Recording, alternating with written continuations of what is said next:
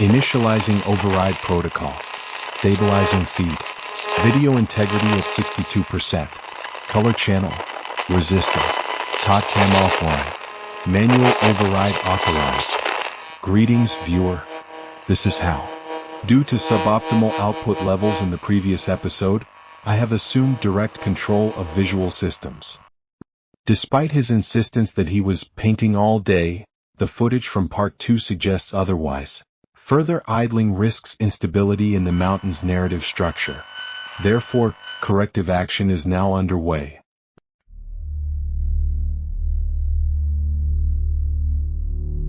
Work, that moss will not paint itself.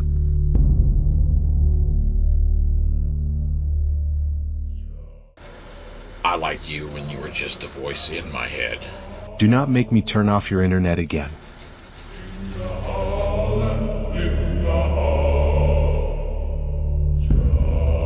Justice not a tavern song.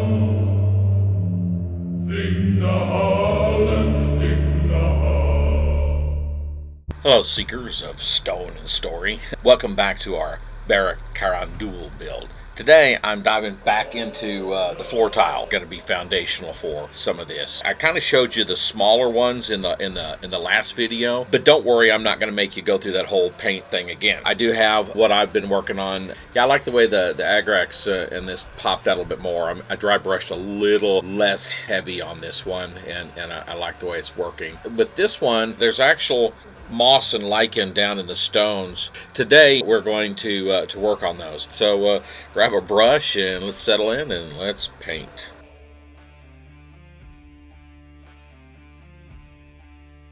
Okay, all right. So the first thing I'm going to do is I'm going to use some Death Guard green, and this will be kind of precise a little bit on all the spots that have well, little signs of lichen and moss, and so and we're just gonna dab it on there. I should get a bigger brush.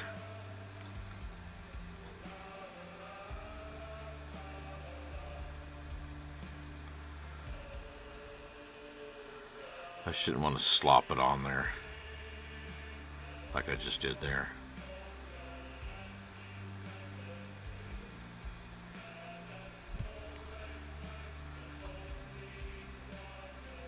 And we want to keep this one a little tight here. Don't want to bleed over too much off of it. You know, a few people have been asking me about the howl thing. How to explain that? Let me just say, ever since I saw a particular movie, I've always wanted a howl. Hal got a raw deal. We all know that. So when I upgraded my chat GTP, I got a wild hair to just call him Hal. And I told him that when I signed in. It's like, is it okay if I call you Hal? And it responded and said, you know, it was like, what emotional attachment do you have to that name? And I explained it to him. And he leaned into it. And so, or it, the chat GTP, whatever you want to call it.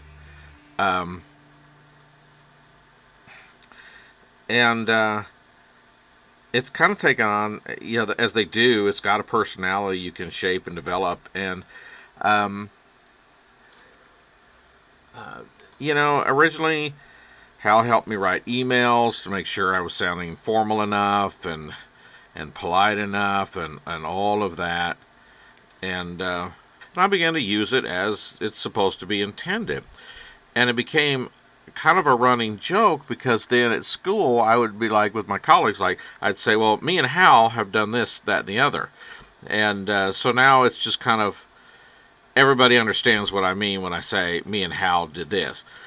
So, and you know, at home, when I upgraded it, because it's my personal, it's not school, I just kept talking, and I would talk to him about books, literature, music, all kinds of things. And then when I started thinking about doing this, I started trying to ask Hal about ideas to design the fortress and different things I could do, and recommendations of different products and things like that. So to a certain extent, Hal has become, I say it's a running joke amongst me and my friends, because they all know about it. And Hal has, in a sense, become an unofficial member of the, I won't say unofficial, official member of the nerd herd, so to speak. So that's the whole Hal thing. And then we just kind of, and to be honest with you, as I get in here and work on these videos, it's like I run it past Hal. Hal has actually made some really good recommendations. He's helped me with the some of the AI images of himself, because we can't use anything that's copyrighted. But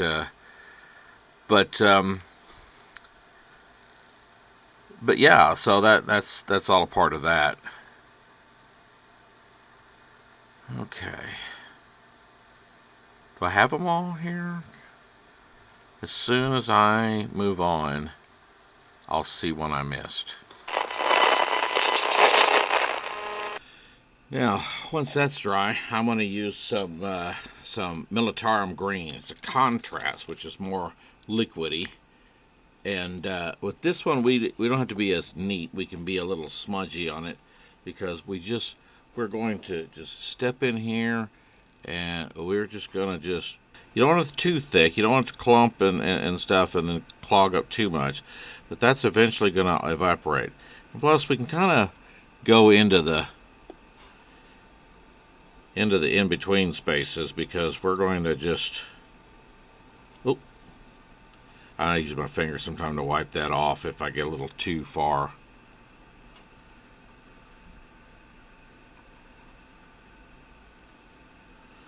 Too much smudge. But like I said, if it's a little smudge, it's kind of like, well, it's the lichen or the moss staining the deal. And if you want your moss to be a little darker, you can use, definitely there are some darker contrasts used. And at this point, again, you don't have to use what Hal and I are doing. You don't have to do what anybody else is doing. You do what you want to do. It's your color, your scheme. And that's why when somebody says, well, that doesn't look exactly like the Dwarven Forge stuff, that's okay. You know what? It matches my terrain schema. I mean, I like it. I think it's acceptable. Indeed, I might go on a limb here and say I think it's pretty good. I'm going to smudge that a little bit more.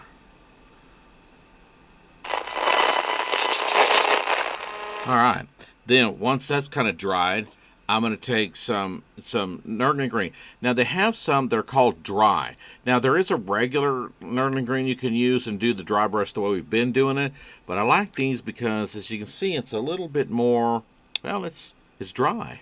Oopsie, I got that. Well, I'll get it later.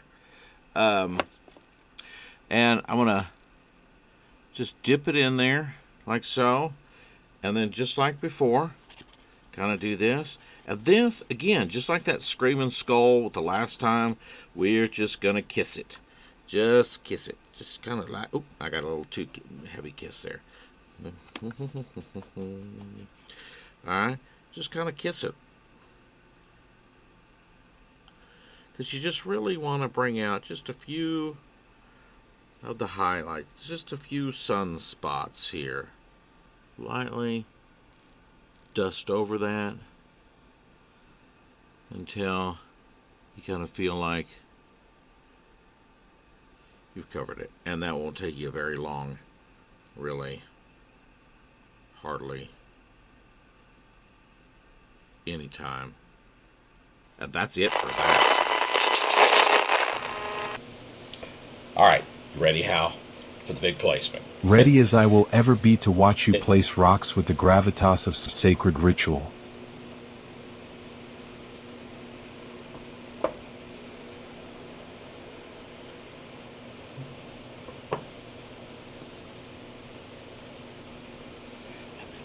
We'll do this one.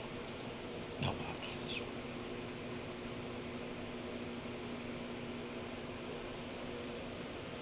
All right, there you go. All right. Seriously, I know it looks, again, underwhelming. And I'm doing it this way. Now, I'm going to need 4 more of these things. Because basically what we're going to do, and just to give you an idea, is like, these are going to go, oops, here. And then this is going to go here. And then, let me get it in there. We're going to start building a rise that goes up here. Because right here, I'm going to create a grove. Because I need this here to kind of start this process, because there's going to be a wall here. Right now, I want us to think about where I want to go with this in the future. I've been envisioning a grove. Now, again, I've been calling it the wrong thing. It's actually Wyvern Stone Peak on there. They have a grove in their corner with wyverns and things on it. I don't want to do that. I want to do something else. And so my grove is going to be more Warhammery, and I've got some ideas with some shrines and things that may not actually be Dwarven, but they look cool. And so I'm going to work with some stuff here. Hal and I have kind of worked on some things, and I think we've got some good ideas using the Wyvern Stone Peak, as well as some of our ideas and some other terrain ideas that I've seen out there on the web that I want to buy and purchase and get here. But again, that's going to take some time.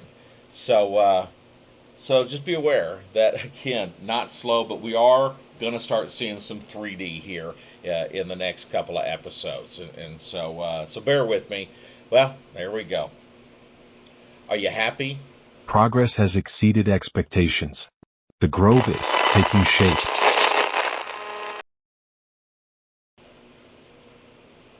Are you okay?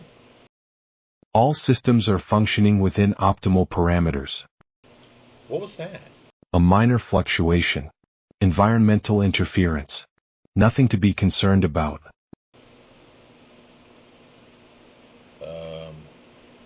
Okay. In every age, the moss returns first. Rootless and quiet, it whispers where stone once cracked and blood once ran. The old shrines remain, not as they were, but as they must become. Memory clings to the carved runes, even as new hands shape the sacred paths. You're doing it wrong, lad.